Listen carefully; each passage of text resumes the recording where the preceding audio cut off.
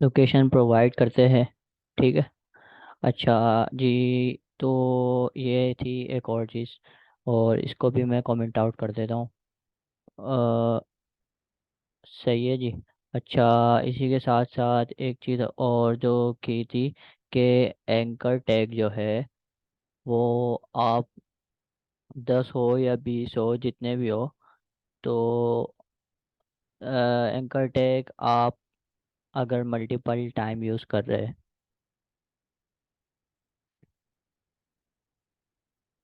तो वो एक ही लाइन में शो होता है।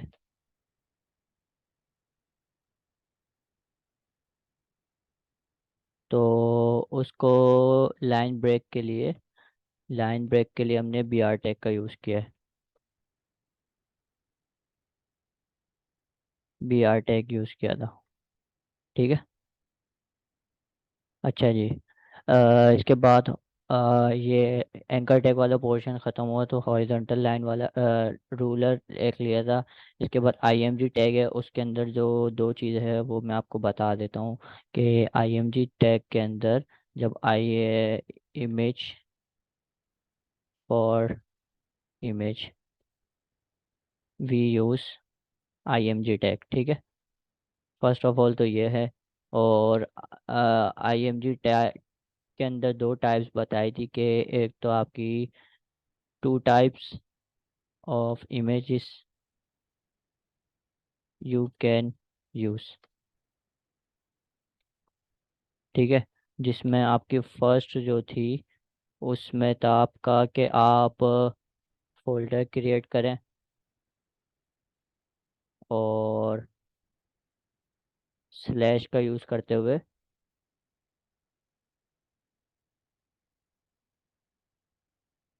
फाइल लोकेट करवा लें लोकली।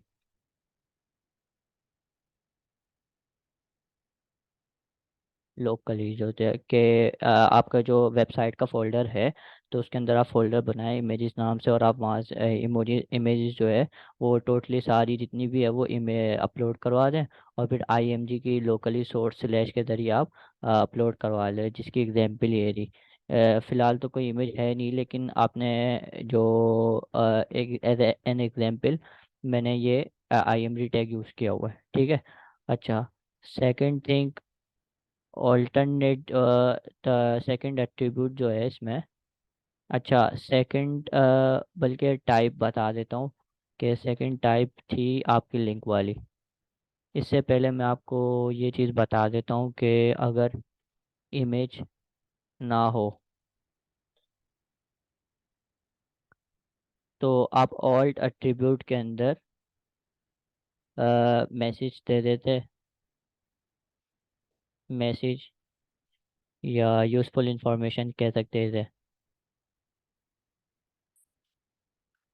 अ, कि अगर आपकी इमेज शो ना हो तो डिस्प्ले मैसेज।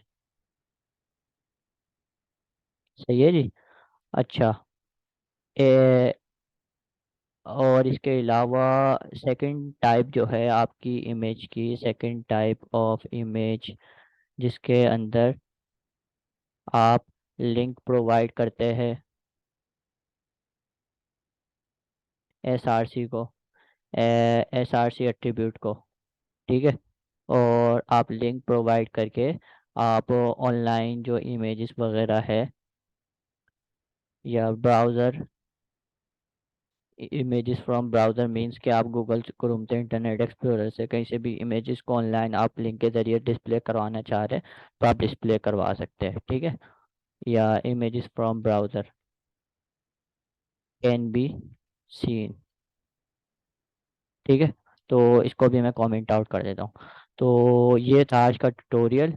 और इसके अंदर ऑलमोस्ट आई होप कि आपको हर चीज़ अच्छे से डिटेल में समझ आ गई होगी। फिर भी अगर कोई चीज़ समझ में ना आए तो आप कमेंट सेक्शन में पूछ सकते हैं मुझसे।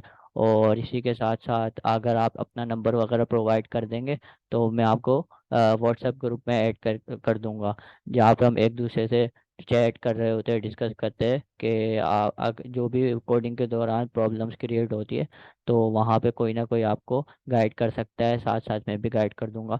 और इसी के साथ साथ मैंने जो जो चीज़ें पढ़ाई है, तो उसकी डॉक्यूमेंटेशन जो है, मैं डॉक्यूमेंट्स बना के, नोट्स बना के प्रॉपर वे में, फॉर्मल वे में लिखता जा रहा हूँ। तो वो भी मैं आपको लिंक प्रोवाइड कर दूंगा, जिसके अंदर आपको गूगल क्रोम के ऊपर, जो ड्राइव के ऊपर नोट्स होते हैं, गूगल डॉक्यूमेंट्स, वो भी आपको प्रोवाइड कर दिए जाएंगे। ठीक है। तो बस आपसे इतनी गुजारिश है कि आप क्या कहते हैं, अप टू द डेट रहें मेरे साथ कोर्स के अंदर, और साथ साथ प्रैक्टिस भी करते रहें, क्योंकि प्रैक्टिस मेंस मेक परफेक्ट। ठीक है। तो आप बस मेरे साथ रहें और इस ट्यूटोरियल को एक्सेस कर लें, ताकि आपको आसानी से वेब डेवलपमेंट का जो एक कोर्स है, एक फ्लो चल रहा है हमारा स्टार्टिंग टू एंड, वो आपको समझ आता रहे। और नेक्स्ट क्लास में हम इसको कंटिन्यू करेंगे न्यू टॉपिक के साथ। और इसी के साथ साथ न्यू थिंग्स जो है HTML वेबसाइट की डेवलपमेंट में, हम उसे एक्सप्लोर करने की कोशिश करते रहेंगे। ठीक है। तो नेक्स्ट क्लास के अंदर मिलते हैं इंशाल्लाह।